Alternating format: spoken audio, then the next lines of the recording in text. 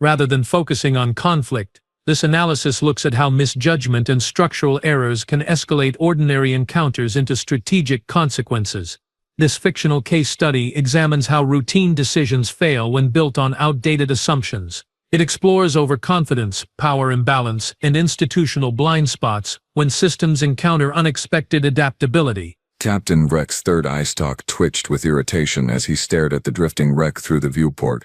Another human derelict. Fantastic. Just what his salvage crew needed.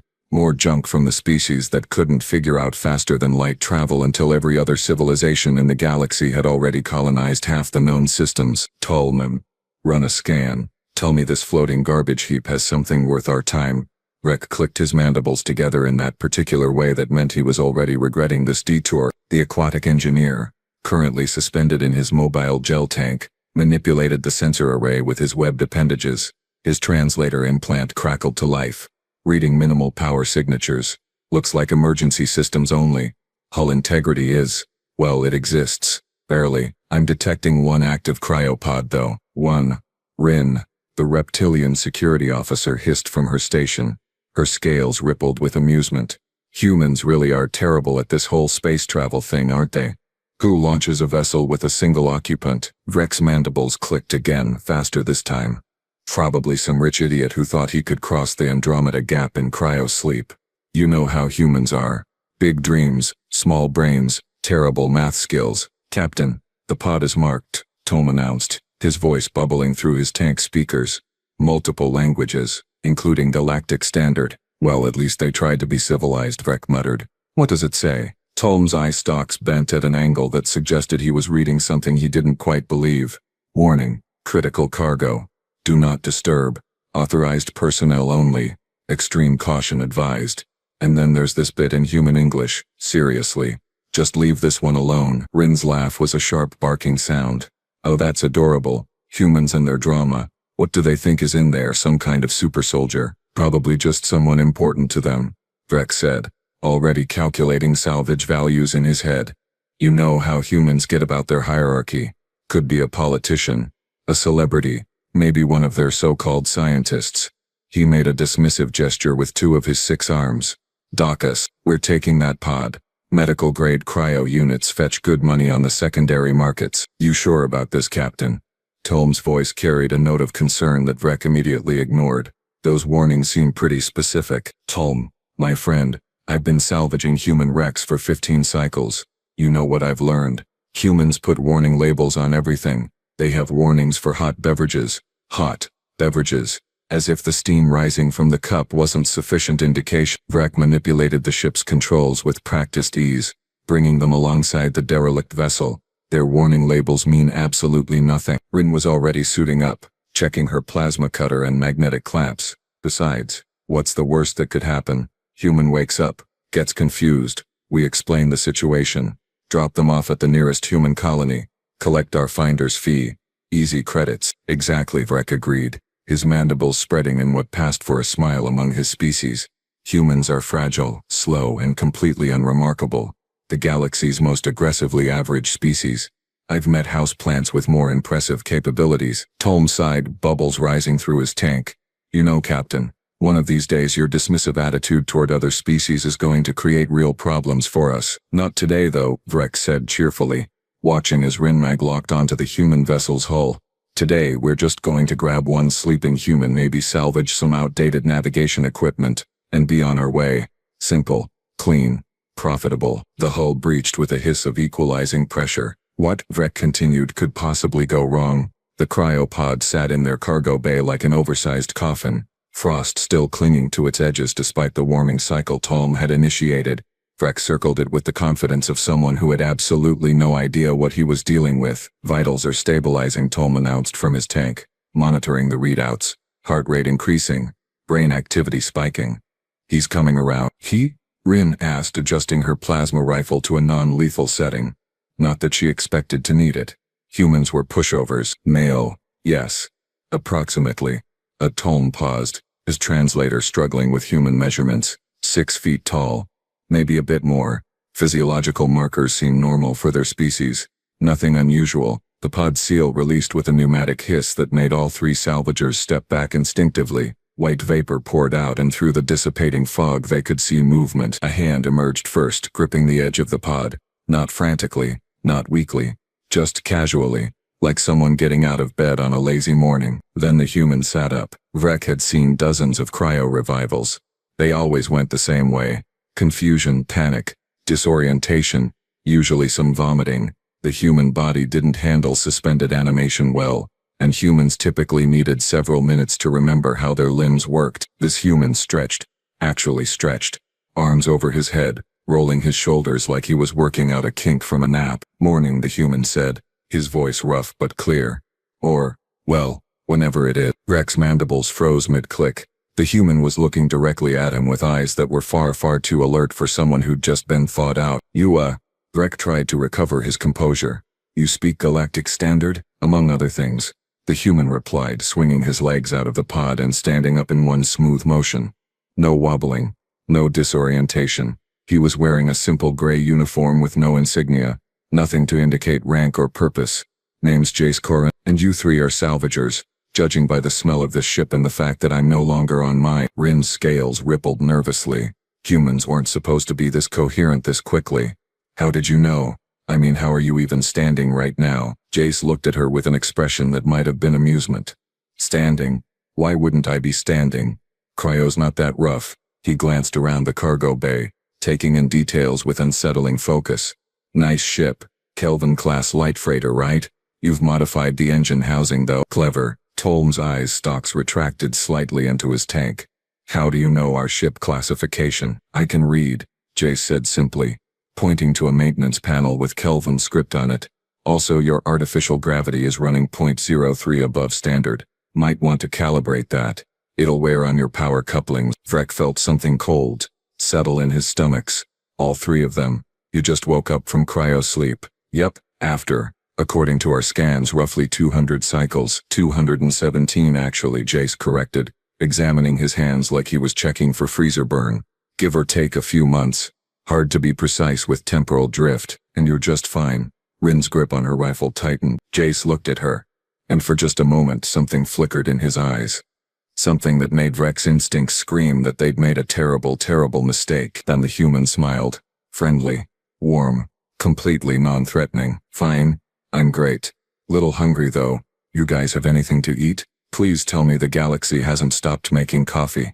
That would be genuinely devastating." Tolm bubbled nervously. "Captain, his neurological patterns, they don't match standard human baselines. There's activity in regions that shouldn't even exist in their species." Jace turned toward the tank, and Tolm visibly flinched. "Good ears. Well, ear stalks. You know what I mean." He walked toward them, and all three salvagers backed up despite themselves. "So here's the thing. You guys seem nice. Little impulsive with the whole ignoring warning labels situation, but nice. So I'm going to give you a choice." Vrek's voice came out as a whisper.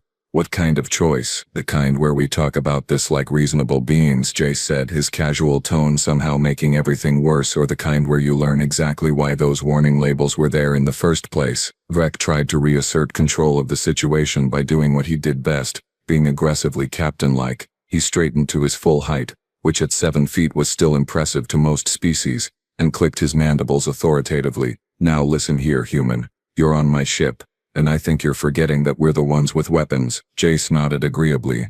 "That's true. Rin's got a Tactical Solutions Mark 7 plasma rifle military surplus from the Kovath conflicts about 30 cycles back. Safety's on, by the way, and Tolm's tank has integrated defense system stun charges probably, though the left emitter has a short in it. You can tell by the way it's humming, just slightly off frequency." Rin looked down at her rifle, then at Tolm, whose eye stalks were now fully retracted in his tank. "How could you possibly?" Tolm started, but Jace was already moving, walking past them toward the cargo bay door. "Your ship's running on a modified fusion core, efficiency rated at about 73%, which is honestly pretty good for a vessel this old," Jace continued, like he was giving a casual tour. "You've got a crew of 3, no automated systems because you don't trust AI after the synthesis wars, which fair. Your last 3 jumps were to the Kelvar system, the Margot belt, and somewhere around the Tyrian cluster. I can tell by the residual radiation signatures your hull plating picked up." Vrek's mandibles hung open. You can't just, nobody can analyze that from looking at a ship's interior for 30 seconds. Sure they can, Jace said, stopping at a wall panel. Mind if I? He didn't wait for an answer, just pressed his hand against it. The panel lit up, recognizing his touch despite having zero record of his biometrics in any database. Okay, what in the 12 hells? Rin hissed, her rifle now very much pointed at Jace. Safety decidedly off. Your navigation computer has a memory core from a completely different ship class, Jace observed, scrolling through data that he absolutely should not have access to. Scrapped it from somewhere, and you've been avoiding the main trade lanes for looks like 6 months now. Someone hunting you? Or are you hunting someone? Stop, Vrek commanded, trying to inject authority into his voice and failing miserably. Stop touching my systems. Jace pulled his hand back, still smiling that unsettling friendly smile. Sorry. Habit. But here's the fun part, and I mean this sincerely. You three don't speak Galactic Standard as well as you think you do. Tolm's bubbling intensified. Excuse me, Vrek. You've got a lisp when you pronounce sibilants. Something about mandible structure. Tolm, your translator has a lag of 0.2 seconds, and you compensate by predicting what people are going to say, which works great until it doesn't. And Rin, you're actually speaking in your native tongue right now and just assuming the translation is working. Rin's scales flushed a deep purple. I am not, I'm clearly speaking. She paused. Then her eyes widened. How did you know that? Because I'm not using a translator, Jace said simply. I'm actually speaking your languages, all 3 of them, simultaneously. Your brains are just processing it as whatever's most comfortable for you to hear. The cargo bay went very, very quiet. Vrek felt his third stomach clench. That's not possible. The human brain doesn't have the processing capacity for simultaneous multilingual projection. That's a level of neurological complexity that would require— Yeah, Jace interrupted gently. It would. Rin tried a different approach, playing to human ego, something that usually worked. Okay, you're clearly special. Important. We get it. So what were you? Some kind of human military commander? A general? Their version of elite forces? Jace laughed, and it was a genuine sound, warm and completely at odds with the growing terror in the room. Oh, that's sweet. No, nothing like that. The military as well, they're fine for what they do, but they're not really equipped for someone like me. What does that mean? Tolm whispered. It means, Jace said, walking back toward them with easy confidence, that humanity didn't put me in cryo sleep because I was important. They put me in cryo sleep because I made them nervous. Really, really nervous. The kind of nervous where your entire species agrees that maybe, just maybe, I should take a long nap until they figured out what to do with me. Vrek's voice came out strangled. What do you mean, what to do with you? Jace's smile never wavered, but his eyes, those 2 alert, 2 aware eyes, carried something ancient. Well, that's the question, isn't it? What do you do with a human who's a bit more than human, who's maybe had some modifications, some enhancements, some fundamental rewiring that makes them new, something that scared Earth's entire scientific community so badly they decided isolation was the safest option? You're engineered. Rin breathed. Engineered, evolved, enlightened. The terminology gets fuzzy. Jace shrugged. Point is, those warning labels, they weren't about protecting me. They were about protecting everyone else from me. Rin did what any sensible security officer would do when faced with a potential threat. She fired. The plasma bolt should have hit Jace's center mass. Should have. Instead, he wasn't there anymore. He was 3 feet to the left, examining a storage crate like he'd been standing there the whole time. Decent shot, Jace commented. Little high though. You're compensating for recoil before it happens. Common mistake. Rin fired again. And again. Each bolt hit exactly where Jace had been a fraction of a second before. He moved like he knew where she was going to aim before she did, flowing around the plasma fire like water around stones. Stop. Stop, stop. Vrek shrieked, waving his arms frantically. You're going to breach the hull. Jace held up a hand, and Rin found her rifle suddenly too heavy to lift, not being pulled away, just heavy, like it weighed 300 pounds. She dropped it with a clatter. Localized gravity manipulation, Tolm whispered, his voice barely audible through his tank speakers. That requires technology we don't even have theoretical frameworks for. Not technology, Jace corrected, lowering his hand. The rifle returned to normal weight. Just me. Well, me and about 15 years of experimental neurological enhancement that humanity really, really wishes they could take back. Vrek collapsed onto a cargo container, all 6 arms trembling. Explain. Please, before my hearts give out, and I have 5 of them, so that's saying something. Jace sat down across from him, cross-legged, completely relaxed. Fair enough. So, about 220 years ago, Earth had this brilliant idea. Humans were expanding into space, meeting species like yourselves who'd been doing this for millennia, and we were, well, embarrassingly behind, slow, fragile, limited. So some very smart, very ethically questionable scientists decided to fix that. They made you, Rin said, rubbing her arms where the rifle's weight had strained her muscles. They made a lot of us, actually. Project Ascension. Cute name, terrible execution. They wanted to enhance human capabilities, push the boundaries of what our species could do. Neural rewiring, genetic optimization, something they called quantum consciousness integration, which even I don't fully understand, and I'm living with it. Tolm's eye stalks extended slightly, scientific curiosity overriding his fear. What happened to the others? Jace's expression flickered, something sad crossing his features. Some couldn't handle it. The human mind isn't really built for that level of expansion. They stopped being people. Others handled it too well, decided they were beyond humanity, started making plans that involved subjugating rather than helping. Those ones had to be stopped. And you? Freck asked quietly. I was right in the middle. Stable enough to be functional, enhanced enough to be dangerous, and just human enough to realize how terrifying that combination was. Jace leaned back against a bulkhead. So I volunteered for the Cryo program. Earth's government was happy to agree, put me on ice until they figured out if I was an asset or a threat. Guess they never decided. 'Cause here I am, 2 centuries later, still frozen. Until we thawed you out, Breck said, the full weight of their mistake settling on him like a collapsing star. Until you thawed me out, Jace confirmed. Which, to be fair to you guys, you had no way of knowing. Those warning labels were pretty vague. Rin had retrieved her rifle but wasn't pointing it anywhere near Jace. So what now? You mentioned a choice earlier, right? The choice.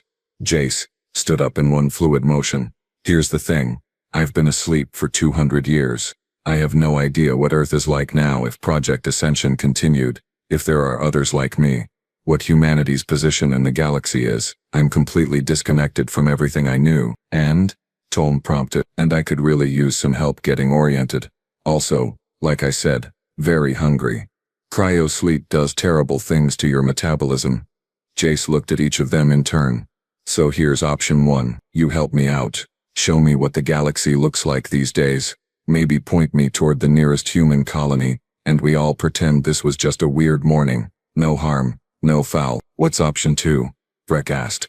Though he wasn't sure he wanted to know, Jace's smile turned slightly sharper. Option 2 is I take your ship, access your navigation database and figure things out myself. You 3 would be fine. I'd drop you off somewhere civilized, but I'd really prefer option 1. I've been alone for 2 centuries. I'd like some company. And you 3 seem decent enough, despite the whole ignoring warning labels thing. Breck looked at Tolm, who looked at Rin, who looked back at Breck. They were thinking the same thing. They'd stumbled onto something way above their pay grade, something that probably warranted contacting the Galactic Council or the Human Alliance, or literally anyone with more authority than a 3-person salvage crew. But they'd also seen what Jace could do with barely any effort. If he wanted their ship, he'd take it. If he wanted them dead, they'd be dead. The fact that he was sitting there asking nicely, offering them a choice, that meant something. The nearest human colony is 3 jumps from here, Freck said slowly. Outpost called New Geneva. Small, mostly research facilities and trade stations. Jace's smile softened back to genuine warmth. Perfect. And on the way you can tell me everything that shins. Politics, technology, the good stuff. Also, seriously, food. Please tell me you have something edible on this ship. Tolm bubbled what might have been a laugh. We have ration packs. I've been asleep for 200 years, Jace said, standing and stretching again.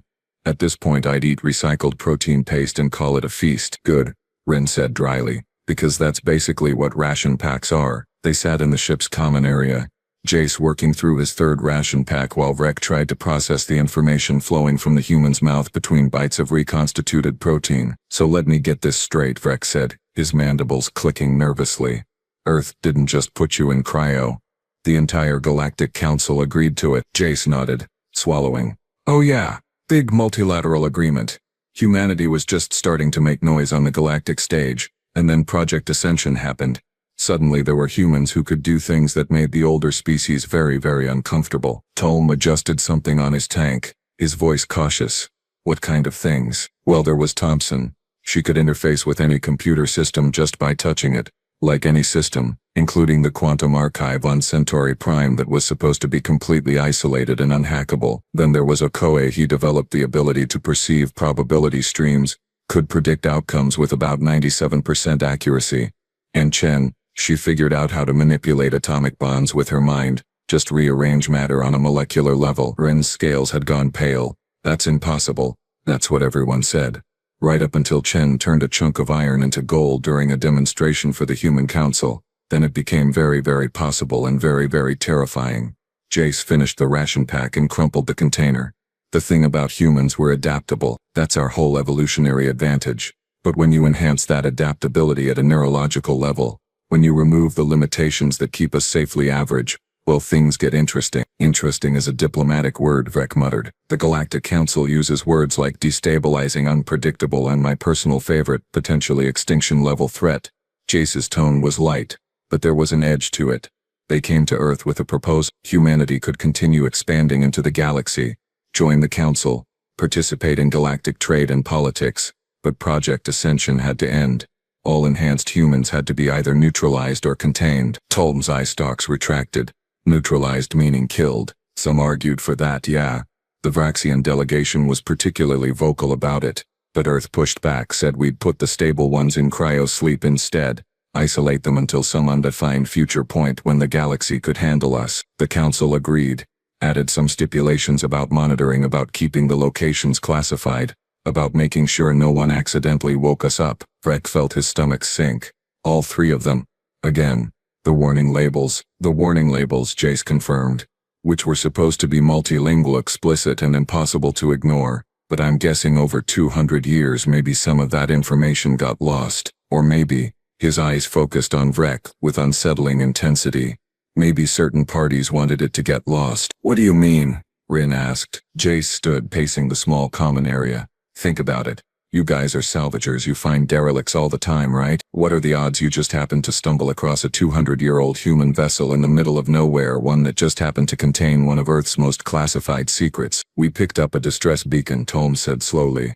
Automated, coded as a general salvage opportunity. A beacon that activated after 2 centuries of silence. Convenient. Jace stopped pacing. Someone wanted me found. Someone wanted me awake. The question is who and why. Rek's mind raced through the implications. The Council would never authorize this. If they wanted you contained, they'd send a military fleet, not wait for random salvagers. Unless the Council doesn't know, Rin suggested. Or unless there's a faction within the Council that has other plans. Jace snapped his fingers, pointing at her. Now you're thinking like a conspiracy theorist, which in galactic politics is just called being realistic. He sat back down, his casual demeanor slipping slightly. 200 years is a long time. Earth has probably changed. The Council has definitely changed. Power structures shift. New conflicts emerge. Old alliances crumble. Maybe someone out there thinks that an enhanced human could be useful. A weapon. A tool. Leverage. Or maybe, Tolm ventured quietly, they want to see if you're still as dangerous as the records say. The common area fell silent except for the ambient hum of the ship's systems. Jace's expression hardened. Just for a moment. And the temperature in the room seemed to drop several degrees. Not literally probably, but Vrek felt it anyway.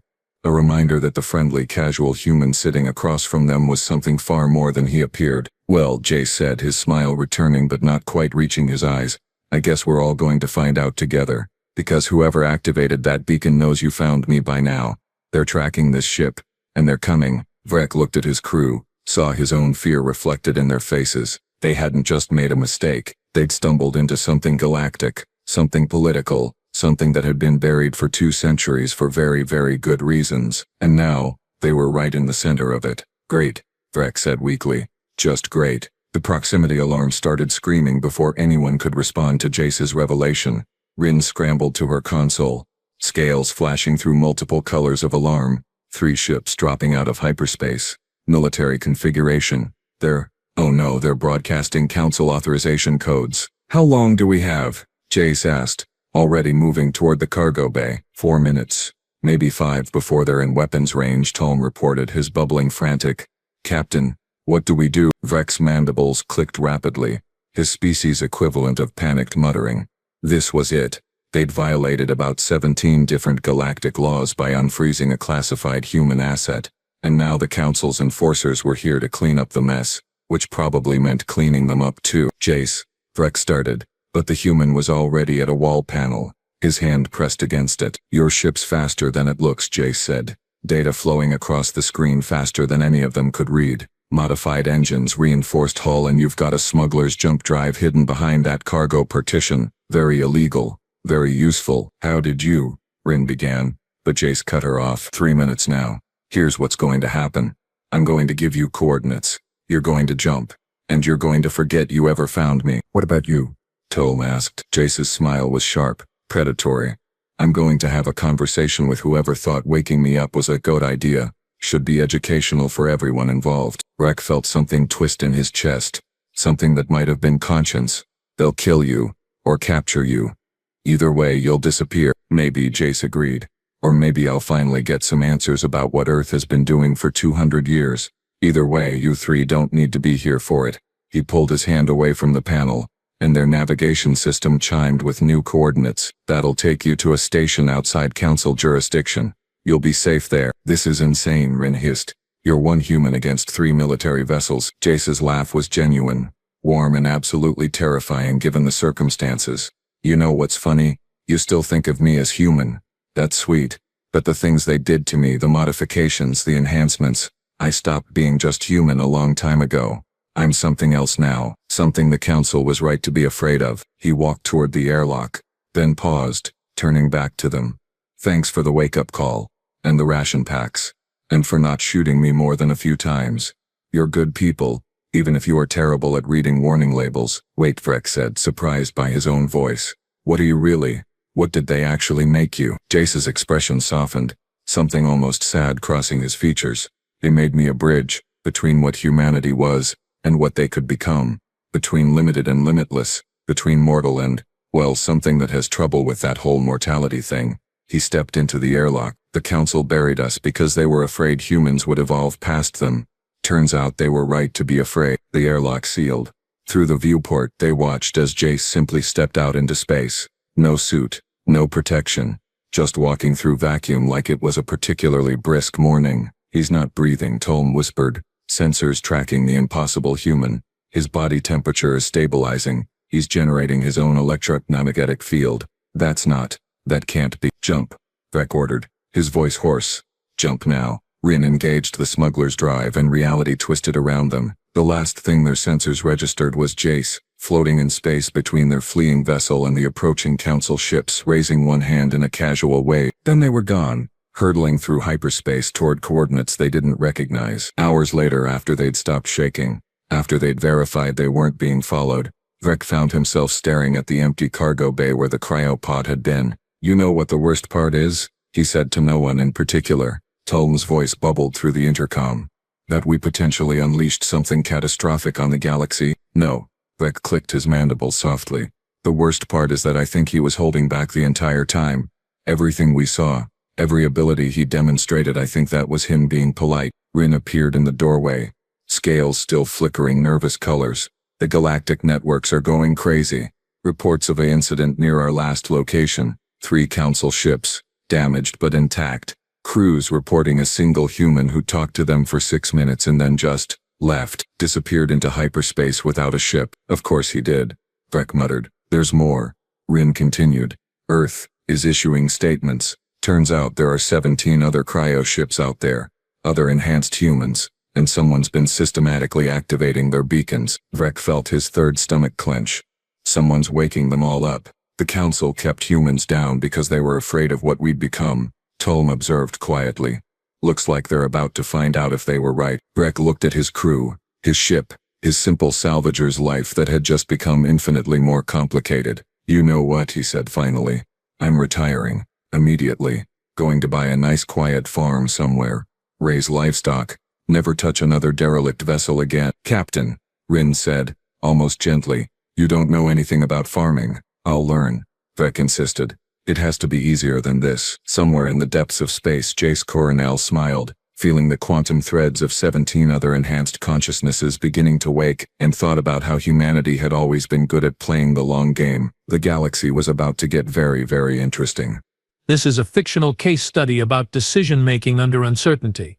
It examines how overconfidence and outdated assumptions can turn a routine action into a systemic failure. The focus is not on conflict, but on adaptability, power dynamics, and what happens when reality no longer fits existing models.